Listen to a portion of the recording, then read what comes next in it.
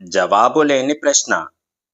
పట్టు వదలని విక్రమార్కుడు చెట్టు వద్దకు తిరిగి వెళ్లి చెట్టుపై నుంచి శవాన్ని దించి భుజాన వేసుకొని ఎప్పటిలాగే మౌనంగా శ్మశానం కేసి నడవసాగాడు. అప్పుడు శవంలోని బేతాళుడు, రాజా, కొందరికి శక్తి సామర్థ్యాలు ప్రతిబంధకమవుతాయి. అందుకు నీవే కదా తర్కాణం. నేనడిగే ప్రశ్నలకు సమాధానం చెప్పటం వల్ల నీకు కార్యభంగం అవుతున్నదే గాని ఏ విధంగానూ లాభించడం లేదు. నీలాగే నాగరాజు కుమార్తె కూడా అన్ని ప్రశ్నలకు సమాధానాలు చెప్పగలిగి ఉండేది. అయితే అందువల్ల ఆమె జయించింది. ఈ అపరాత్రి వేళ నీకు శ్రమ తెలియకుండా ఉండగలందులకు అతి చిత్రమైన అనంగరాగ కథ చెబుతాను విను అంటూ ఈ విధంగా చెప్పసాగాడు.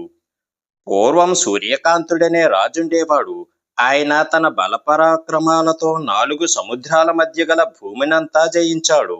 తన బుద్ధి బలంతో సకల శాస్త్రాలను సాధించాడు. మన్మధుణ్ణి మించే తన సౌందర్యంతో తన రాజ్యంలో గల స్త్రీలందరి మనసులు హరించాడు. కాని ఆయన మనసును జయింపజేయగల స్త్రీ మాత్రం ఎక్కడా లేకపోయింది. తమ రాజుగారు ఏ స్త్రీని కూడా కన్నెత్తైనా చూడకపోవటము, పెళ్లి చేసుకునే ఆలోచన ఆయనకు ఏ కోసానా లేకపోవటమో చూసి ఆయన మంత్రులు ఆందోళన చెందారు. రాజుగారు పెళ్లాడి పిల్లలను కనకపోతే ఆయన అనంతరం సింహాసనం ఏం కాను? మంత్రులు తమలో తాము కూడబలుక్కొని ఎలాగైనా రాజుగారి బుద్ధి పెళ్లి మీదకి పోయేలాగా చెయ్యాలని తీర్మానించుకున్నారు. ఇందుకు గాను వారు రాజ్యంలో మారుమూలలా ఉండే అందగత్తెలైన కన్యలందరినీ పట్టుకువచ్చి ఏదో సాకుతో రాజుగారి కళ్ళబడేటట్టు చేశారు. కాని అందువల్ల ఆవంతైనా ప్రయోజనం లేకపోయింది. ఎంతలేసి సౌందర్యవతులను చూసినా సూర్యకాంత మహారాజు మనసు మారనే లేదు. అది చూసి మంత్రులు మరింత ఆందోళన పడి రాజుగారి దగ్గరికి సమిష్టిగా వెళ్ళి, మహారాజా, తమరు తగిన కన్యను చూసి వివాహమాడి మగ సంతానాన్ని కనకపోతే దేశానికి భవిష్యత్తు ఉండదు, అంతా అరాచకమైపోతుంది అని మొరపెట్టుకున్నారు. రాజుగారు వారి కోరికను పాటించలేదు. ఏమి చెయ్యటానికి పాలుపోక మంత్రులు రాజుకు తెలియకుండా ఒక పుకారు వేశారు.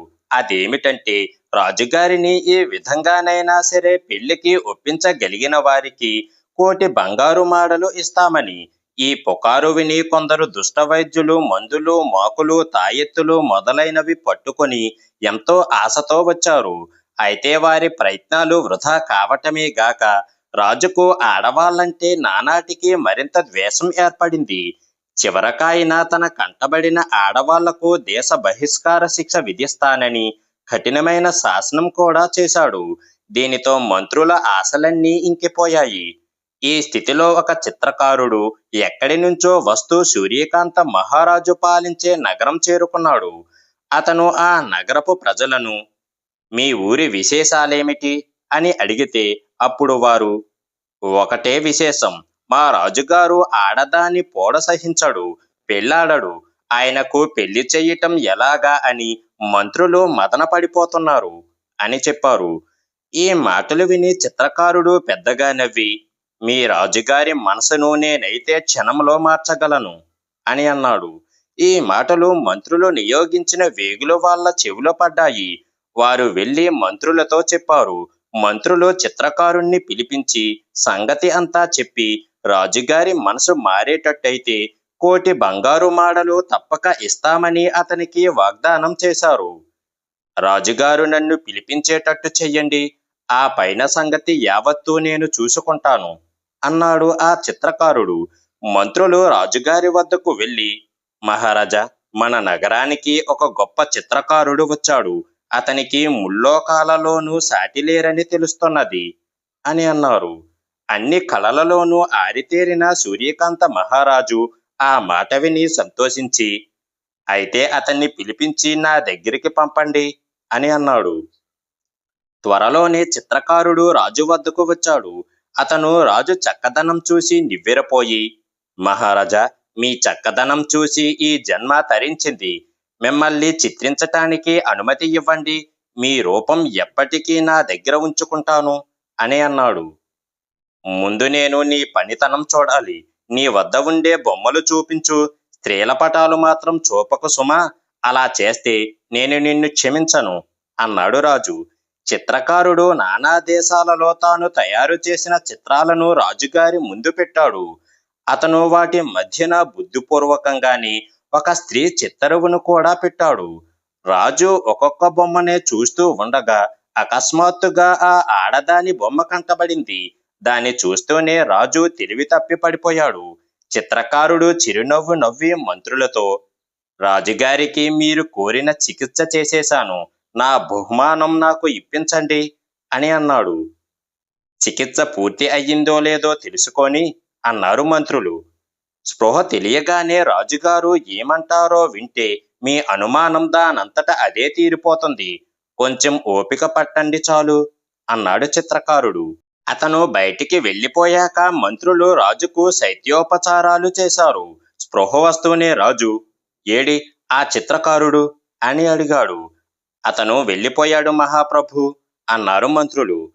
సాయంకాలం లోపుగా అతన్ని తీసుకురాకపోయారో మిమ్మల్ని ఏనుగుల చేత తొక్కిస్తాను అన్నాడు రాజు. మంత్రులు వెళ్లి చిత్రకారుణ్ణి వెతికి తెచ్చి రాజు ఎదుట పెట్టారు. రాజు అతనితో, నీ వంటి ప్రతిభావంతుడు ప్రపంచంలో ఉండబోడు. ఆ బొమ్మను నాకు చూపి ఎంతో పుణ్యం కట్టుకున్నావు. ఆమె ఏ జన్మలోనూ నాకు భార్య అయి ఉండాలి. లేకపోతే ఆమె ఇంత సులువుగా మనసును హరించదు. చెప్పు, ఆమె ఎవరు? పేరేమిటి? ఏ దేశంలో ఉంటుంది? ఆమెను నేనెలా పెళ్లాడగలను అని అన్నాడు. చిత్రకారుడు రాజుతో, మహారాజా, మీరామెను మరిచిపోవటం మంచిది. ఆమె మీకు దక్కదు. ఆమె నాగరాజు కూతురు అనంగరాగ. ఆమె అరణ్యం మధ్య ఒంటరిగా భవనం నిర్మించుకొని అందులో ఉంటున్నది. ఆమెను పెళ్లాడాలని అసంఖ్యాకులు ప్రయత్నం చేసి ఓడిపోయారు. ఎందుచేతనంటే తనను కోరి వచ్చిన వారికి ఆమె 3 వారాలు వ్యవధి వీస్తుంది. ఈ లోపుగా వారు ఆమెను రోజుకొక ప్రశ్న వేయవచ్చు. ఆ ప్రశ్నలకు సమాధానం చెప్పలేకపోయినట్టయితే ఆమె ప్రశ్న వేసిన వాణ్ణి పెళ్లాడుతుంది. ఆమెను ఓడించలేకపోయిన వాడు 3 వారాల అనంతరం ఆమెకు బానిస అయిపోవాలి. నా మాట నమ్మండి, ఆమెను ఎవరూ ఓడించలేరు అని అన్నాడు. వెర్రివాడ, ఆమెను చూసిన దాకా నా ప్రాణాలు నిలువవు. ఆమెను ఓడించిన నా భార్యను చేసుకుంటాను. లేదా ఆమెను బతికి ఉన్నంత కాలము నిశ్చింతగా బానిసనై ఉంటాను అన్నాడు సూర్యకాంత మహారాజు. ఆయన అనంగరాగా ఉండే చోటికి దారి తెలుసుకొని అప్పటికప్పుడే ప్రయాణమయ్యాడు. ఈ సంగతి తెలిసి మహారాజు ఆప్తమిత్రుడైన వినోదుడు అనేవాడు కూడా వెంట బయలుదేరాడు. మహారాజా, ఆమె బొమ్మను చూసేసరికి మీ మతి సగం పోయింది. ఆమెను చూశాక అది పూర్తిగా పోయింది. ఆ స్థితిలో మీరామెను ఓడించలేరు. అప్పుడు నా బుద్ధి మీకు అరువిస్తాను అన్నాడు వినోదుడు. రాజు అతని సలహా ఆమోదించి అతన్ని వెంటబెట్టుకుని అనంగరాగా ఉండే చోటికి వెళ్ళాడు. ఆమెను ప్రత్యక్షంగా చూసిన మీదట వినోదుడు అన్నట్టు రాజుకు నిజంగానే మతిశాంతం పోయింది. వినోదుడు అనంగరాగతో తాము వచ్చిన పని చెప్పాడు.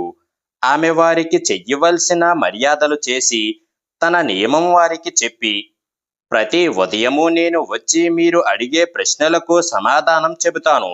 3 వారాల పాటు మీరు నాకు అతిథులు. ఈ లోపగా మీరు నన్ను గెలుచుకుంటే సరే, లేకపోతే ఆ తర్వాత మీరు నాకు బానిసలవుతారు అని తెలియజేసి టీవీగా వెళ్ళిపోయింది. అది మొదలు ప్రతి ఉదయము అనంగరాగా వారి వద్దకు వచ్చేది. వినోదుడు ఆమెకొక కథ చెప్పి ఆ కథను వివరంగా ఒక ప్రశ్న వేసేవాడు. ఆ ప్రశ్నకు అనంగరాగా సమాధానం చెప్పి వెళ్ళిపోయేది. ఈ విధంగా 19 రోజులు గడిచాయి. వినోదుడు ఆమెను ఓడించలేకపోయాడు. ఇక సూర్యకాంతుడు ఆమెను చూసి ఆనందించటం తప్ప కథలు గాని, వినోదుడి ప్రశ్నలు గాని, వాటికి ఆమె ఇచ్చే సమాధానాలు గాని పట్టించుకోలేదు. అతనికి అనంగరాగలో ఒక మార్పు కనిపించింది. మొదటి రోజు ఆమె తన కేసి చూడనైనా లేదు. రెండో రోజు ఆమె వెళ్ళిపోబోతూ రాజుకేసి ఒకసారి చూసింది. అది మొదలు ఆమె రాజు మీదనే కళ్ళుండటము, మధ్య మధ్య నిట్టూర్చటము మొదలైన చేష్టలు చేయసాగింది. నేను ఆమె హృదయాన్ని ఎలాగో జయించాను గాని వినోదుడు ఆమె బుద్ధిని జయించలేకుండా ఉన్నాడు అనుకున్నాడు రాజు. సరిగ్గా ఆ సమయంలో ఆయనకొక అద్భుతమైన ప్రశ్న స్ఫురించింది. ఆయన చివాలున లేచి తన మిత్రుడితో, మిత్రమా, 19 రోజులుగా నీవు అనంగరాగను ఓడించలేకుండా ఉన్నావు. రేపు నేనే ఆమెను ప్రశ్నిస్తాను. ఆ ప్రశ్నకు ఆమె సమాధానం చెప్పలేకపోతే రేపే ఓడిపోతుంది. సమాధానం చెప్పిందా ఎల్లుండి తప్పక ఓడిపోతుంది. మనకు ఎలాగో ఎల్లుండి దాకా గడువున్నది కదా అని అన్నాడు. మర్నాడు ఉదయం అనంగరాగ రాగానే సూర్యకాంత మహారాజు ఆమెను ఒక ప్రశ్న వేశాడు. ఆ ప్రశ్న వినగానే అనంగరాగ ఆయనను ఆలింగనం చేసుకొని, ఈ ప్రశ్న ఇంతకాలం ఎందుకు వేశారు కారు? మీరు నన్ను గెలవరేమో అని నా ప్రాణం తహతహలాడిపోయింది కదా అని అన్నది. రాజు నిర్ఘాంతపోయి, నీకు నిజంగా అంత ఓడిపోవాలని ఉంటే మా ప్రశ్నలకు సమాధానం చెప్పకుండా మానకపోయావా అని అన్నాడు. మహారాజా, స్త్రీ హృదయం మీరు ఎరుగరు. అది తాను ప్రేమించిన వ్యక్తినే పీడించ ఆనందిస్తుంది అన్నది అనంగరాగ. తర్వాత ఆమెను వివాహమాడి రాజు తన నగరానికి తిరిగి వెళ్ళి సుఖంగా కాపురం చేశాడు. మంత్రులందరూ తమ రాజు ఇన్నాళ్లకు ఒక ఇంటివాడైనందుకు పరమానందం చెందారు. బేతాళుడు ఈ కథ చెప్పి, రాజా, రాజు ఆమెను ఏ ప్రశ్నతో ఓడించాడు? తెలిసి కూడా సమాధానం చెప్పకపోయావో నీ తల పగిలిపోతుంది అని అన్నాడు. దానికి విక్రమార్కుడు, అదేమంతా కష్టమైన ప్రశ్న కాదు. నిన్ను నేను ఏ ప్రశ్న వేస్తే నీవు సమాధానం చెప్పలేకపోతావు అని రాజు అనంగరాగను అడిగి ఉండాలి. సమాధానం చెప్పదా ఓడిపోతుంది. సమాధానం చెప్పిందా ఆమె చెప్పిన ప్రశ్ననే మర్నాడు రాజు ఆమెను వేస్తాడు. అప్పుడు నమ్మకంగా ఓడిపోతుంది అని అన్నాడు. రాజుకు ఈ విధంగా మౌనభంగం కలగగానే బేతాళుడు శవంతో సహా మాయమై తిరిగి చెట్టెక్కాడు. బేతాళ కథలు. గర్భశత్రువులు. పట్టు వదలని విక్రమార్కుడు చెట్టు వద్దకు తిరిగి వెళ్లి చెట్టుపై నుంచి శవాన్ని దించి భుజాన వేసుకొని ఎప్పటిలాగే మౌనంగా శ్మశానం కేసి నడవసాగాడు. అప్పుడు శవంలోని బేతాళుడు, రాజా, నీవు ఇంకొకరి కోసం శ్రమపడటంలో ఆశ్చర్యం ఏమీ లేదని చెప్పవచ్చు. ఎందుచేతనంటే పూర్వం మణిమంతుడనేవాడు తన గర్భశత్రువైన ప్రదీపుడు కోసం 3 మాసాల పాటు అహోరాత్రులు శ్రమపడ్డాడు. వారి కథను చెబుతాను విను అంటూ ఈ విధంగా చెప్పసాగాడు. పూర్వం అంగదేశానికి విదేహ దేశానికి మధ్య ప్రబలమైన శత్రుత్వం ఉండేది. 2 దేశాల మధ్య ఎడతెగక యుద్ధాలు సాగుతూ ఉండేవి. ఇలా జరిగిన ఒక భయంకరమైన యుద్ధంలో విదేహ పూర్తిగా ఓడిపోయి అంగరాజుకు వశమైపోయింది. విదేహ రాజు కుటుంబం దేశాంతరాలు పట్టిపోయింది. అంగరాజు కింద సేనాపతిగా ఉండిన మణిమంతుడు విదేహకు రాజుగాను అంగరాజుకు సామంతుడుగాను పట్టం కట్టుకున్నాడు. యుద్ధంలో విదేహ దేశపు సేనాపతి వీరమరణం పొందాడు. ఆయన కుమారుడు ప్రదీపుడు అనేవాడు సమీపంలో ఉండిన ఎడారిలో గల కొండలలో తలదాచుకున్నాడు. ప్రదీపుడితో పాటు మరికొందరు క్షత్రియ యువకులు కూడా కొండలలో తమ నివాసం ఏర్పాటు చేసుకొని తమ దేశాన్ని విముక్తం చెయ్యటానికి ప్రాణాలను ధార పోస్తామని ప్రతిజ్ఞ చేశారు. వారు ప్రదీపుణ్ణి తమ నాయకుడిగా ఎన్నుకున్నారు. కానీ మణిమంతుణ్ణి యుద్ధంలో జయించే అవకాశాలు వారికి లేవు. వారి వద్ద కత్తులు తప్ప వేరే ఆయుధాలు లేవు. యువకులందరూ కలిసి 10-15 మందికి మించరు. అటువంటి సందర్భంలో మణిమంతుడు జయించటం మాటలా? మణిమంతుడికి చతురంగ బలాలు ఉన్నాయి, అంతులేని ఆయుధాలున్నాయి. మనకు సైన్యం లేదని, ఆయుధాలు లేవని చేతులు కట్టుకొని కూర్చుంటే మన ప్రతిజ్ఞ నెరవేరదు. ధర్మయుద్ధం చెయ్యలేకపోతే అధర్మ యుద్ధమైనా చేసి మన శత్రువును నాశనం చెయ్యాలి అని ప్రదీపుడు తన మిత్రులను హెచ్చరించాడు. అతని నాయకత్వం కింద యువకులు అధర్మ యుద్ధం ప్రారంభించారు. అంగకు విదేహకు మధ్య బిడారులు వస్తూ పోతూ ఉండేవారు. ప్రదీపుడు ముఠాల వాళ్ళు వాటిని కొల్లగొట్టేవారు. ఎడారి మధ్య కొండలలో ఉండే ఆ యువకులు ఆహారం సంపాదించటానికి అంతకన్నా మరొక మార్గం లేదు కూడా. వాళ్ళు చీకటి రాత్రులప్పుడు విదేహ నగరం ప్రవేశించి మనుమంతుడి తాలూకు మనుషులెవరైనా చిక్కితే హత్య చేస్తూ ఉండేవారు. ఒక రాత్రి ఈ విధంగా వారు మణిమంతుడి కుమారులిద్దరినీ చంపేశారు. ప్రదీపుడు ముఠావాళ్లు చేసే దారుణ కృత్యాలను మణిమంతుడు ఇంతవరకు చూసి చూడనట్టు ఊరుకున్నాడు. తాము చేసే పని అతి నీచమైనదని వారికే తెలిసి వస్తుందని ఆయన నమ్మాడు. కానీ వారు తన కుమారులను అధర్మంగా పిరికి పందలల్లే చంపేసేసరికి ఆయనకు పట్టరాని ఆగ్రహం వచ్చింది. మణిమంతుడు తన కింద ఉండే సరదారుల్లో సమర్థుడైన వాణ్ణి పిలిచి, ఏమోయ్, నీకు కొంత బలాన్ని వెంటబెట్టుకొని వెళ్ళి కొండలలో ఉండే ముఠాను హతమార్చి తిరిగిరా. ఒక్క ప్రదీపుణ్ణి మట్టుకు ఎట్టి పరిస్థితుల్లోనూ చంపవద్దు. జననష్టం జరిగినా సరే అతన్ని ప్రాణాలతో పట్టి తీసుకురా అని హెచ్చరించాడు. సరదారు ఆ ప్రకారమే 100 మంది సైనికులను వెంటబెట్టుకొని ప్రదీపుడు ముఠా ఉండే కొండలకేసి బయలుదేరాడు. అతి కష్టం మీద ఆ సైనికులు ప్రదీపుడు ముఠా ఉండే రహస్య ప్రాంతం కనిపెట్టి చుట్టుముట్టేశారు. ఇది ఆఖరి పోరాటం. ప్రాణాలకు తెగించి పోరాడండి, శత్రువులకు మాత్రం లొంగకండి అని ప్రదీపుడు తన అనుచరులను హెచ్చరించాడు. వారు కూడా ఒక్కొక్కడు 10 మంది పెట్టుగా పోరాడి మణిమంతుడు పంపిన సైనికులలో సగానికి పైగా హతమార్చి చివరికి తాము కూడా చనిపోయారు. ప్రదీపుడు ఒక్కడే మిగిలాడు. కానీ అతన్ని ప్రాణాలతో పట్టుకోవటం సరదారుకు చాలా శ్రమ అయ్యింది. అతను అసలే గొప్ప వీరుడు, ఆ పైన ప్రాణాలకు తెగించి ఉన్నాడు. చివరకు సరదారు వెనుకపాటున ప్రదీపుడు తలపైన బలంగా కొట్టి స్పృహ తప్పి పడిపోయేలాగా చేశాడు. ఆ రాత్రే ప్రదీపుణ్ణి మణిమంతుడి వద్దకు చేర్చాడు. అతను చావలేదన్న మాటే గాని చాలా అపాయ స్థితిలో ఉన్నాడు. రాజవైద్యుడు అతన్ని పరీక్ష చేసి బతకటం కష్టమని చెప్పాడు. అలా కాదు, ఈ కుర్రవాడు బతికి తీరాలి. నీ శక్తి యావత్తూ వినియోగించి ఇతని ప్రాణాన్ని కాపాడు అన్నాడు మణిమంతుడు. వైద్యుడు అహోరాత్రులు రోగి పక్కనే ఉండి చికిత్స చేశాడు. వారం రోజుల పాటు ప్రదీపుడికి స్పృహ లేదు. ఆ తర్వాత మరి 3 వారాల పాటు స్పృహ వచ్చేటట్టు వచ్చి మళ్ళీ పోతూ ఉండేది. 1 నెల గడిచాక ఇక భయం లేదు, ఈ కుర్రవాడు మళ్ళీ బ్రతుకుతాడు అని రాజవైద్యుడు మణిమంతుడికి ధైర్యం చెప్పాడు. ఈ నెల రోజులు వైద్యుడికి గాని మణిమంతుడికి గాని నిద్రాహారాలు లేవు. ప్రదీపుడు బతుకుతాడనగాని మణిమంతుడి ఆనందానికి మేరలేదు. స్పృహ తెలిసి మణిమంతుణ్ణి గుర్తు పట్టగానే ప్రదీపుడు ఆశ్చర్యపోయి, మీరా అని అన్నాడు. అవును నాయనా, నేనే. నీకేమీ భయం లేదు.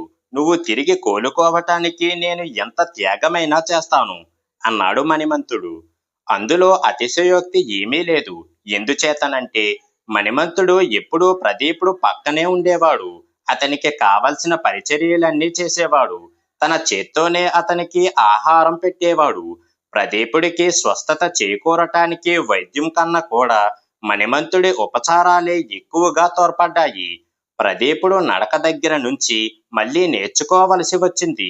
మణిమంతుడు అతన్ని పట్టుకొని ప్రతిరోజు తోటలో నడిపించేవాడు. పట్టుకోకుండా నడిచే స్థితి వచ్చినాక ఒకనాడు మణిమంతుడు, గెంతగలవా నాయనా అని అన్నాడు. ప్రదీపుడు ప్రయత్నించాడు గాని గెంతలేకపోయాడు. 3 నెలలు గడిచాయి. రోజు అడుగుతున్నట్టే మణిమంతుడు ప్రదీపుణ్ణి, గెంతగలవా నాయనా అని అడిగాడు. ఓ అంటూ ప్రదీపుడు కొంత దూరం పరిగెత్తి చాలా దూరం గెంతాడు. భేష్, నువ్వెక్కడే ఉండు, నేనిప్పుడే వస్తాను అంటూ మణిమంతుడు భవనంలోకి వెళ్ళిపోయాడు. ఆయన ఉద్దేశం ఏమిటో తెలియక ప్రదీపుడు ఆశ్చర్యపడుతూ అక్కడే నిలబడ్డాడు. కొద్దిసేపట్లోనే మణిమంతుడు తిరిగి వచ్చాడు. ఆయన చేతిలో 2 కత్తులున్నాయి. ఇవి దేనికి అన్నాడు ప్రదీపుడు. మనిద్దరము ద్వంద్వ యుద్ధం చెయ్యటానికి అన్నాడు మణిమంతుడు. ఆయన కళ్ళు చింతనిప్పుల్లా ఉన్నాయి. ద్వంద్వ యుద్ధమా? దేనికి అన్నాడు ప్రదీపుడు. నువ్వు నా గర్భశత్రువువు. నా కొడుకులిద్దరినీ చాటుగా చంపావు. నేను నిన్ను ధర్మయుద్ధంలో చంపుతాను. ఈ అవకాశం కోసమే నిన్ను మృత్యువు నోటి నుంచి కాపాడాను. ఇప్పుడు నా పగ తీర్చుకునే అవకాశం వచ్చింది అన్నాడు మణిమంతుడు. ఆయన అందించిన కత్తిని ప్రదీపుడు నిరాకరించి తల వంచుకొని నిలబడ్డాడు. కత్తి తీసుకో. ఇదివరకల్లా పిరికి పందలాగా యుద్ధం చేశావు. కనీసం వీరుడిలాగా చచ్చిపో. నాతో యుద్ధం చెయ్యక నువ్వు తప్పించుకోలేవు అంటూ మణిమంతుడు అతని చేతిలో కత్తి పెట్టాడు. ప్రదీపుడికి మతిలో లేదు. మణిమంతుడు కత్తి ఎత్తిన పైకి వచ్చినప్పుడు అతను అప్రయత్నంగా తన కత్తి ఎత్తి ఆత్మరక్షణ చేసుకున్నాడు. అతను ఆత్మరక్షణ కోసం పోరాడాడు గాని మణిమంతుణ్ణి గాయపరచటం అతనికి ఎంతమాత్రమూ ఇష్టం లేదు. అయినప్పటికీ కొద్దిసేపట్లోనే ప్రదీపుడు కత్తి మణిమంతుడి గుండెను చీల్చేసింది. వెంటనే ప్రదీపుడు తన కత్తిని అవతల పారేసి తండ్రిని కోల్పోయిన పిల్లవాడిలాగా ఏడ్చాడు.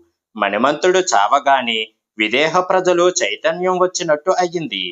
వారు ప్రదీపుణ్ణి తమ రాజుగా ఎన్నుకొని అంగదేశపు బలాలను తన్ని తరిమారు.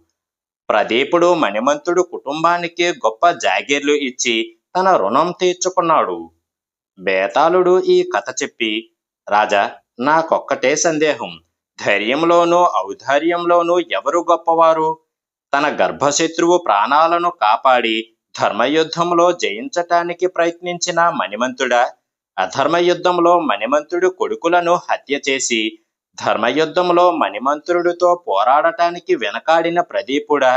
ఈ ప్రశ్నకు సమాధానం తెలిసి కూడా చెప్పకపోయావో నీ తల పగిలిపోతుంది అని అన్నాడు. సందేహానికి ఎటువంటి తావూ లేదు. ధైర్య పరాక్రమాలలోనూ ఔదార్యంలోనూ కూడా మణిమంతుడి కన్నా ప్రదీపుడే గొప్పవాడు. అతను అధర్మ యుద్ధం చేశాడంటే అది దేశభక్తితో మాత్రమే చేశాడు. అధర్మ యుద్ధానికి అవకాశం లేని పరిస్థితుల్లోనే ఆ పని చేశాడు. మణిమంతుడి కన్నా అతను గొప్ప యోధుడని ఆఖరు పోరాటంలో రుజువు కానే అయ్యింది. మణిమంతుడి ఔదార్యం చాలా కపటమైనది. ప్రదీపుణ్ణి ద్వంద్వ యుద్ధంలో సులువుగా చంపగలనని అనుకోవటం వల్ల విదేహ దేశ ప్రజలను తాను ధర్మబుద్ధి గలవాడుగా కనబడాలనే ఉద్దేశంతో తాను ఆయన ప్రదీపుడికి సేవ చేశాడు. అతను అంతకన్నా గొప్ప యోధుడై ఉండవచ్చునని మణిమంతుడికి తట్టలేదు. ప్రదీపుడు కూడా మణిమంతుడి ఔదార్యం నిజమైనదనే నమ్మాడు. అది నిజమైన ఔదార్యం కాదని తెలియగానే అతనికి మతిపోయినట్టు అయ్యింది. అందుచేత మణిమంతుడి కన్నా ప్రదీపుడే అన్ని విధాలా గొప్పవాడు అని విక్రమార్కుడు చెప్పాడు. రాజుకు ఈ విధంగా మౌనభంగం కాగానే బేతాళుడు శవంతో సహా మాయమై తిరిగి చెట్టెక్కాడు.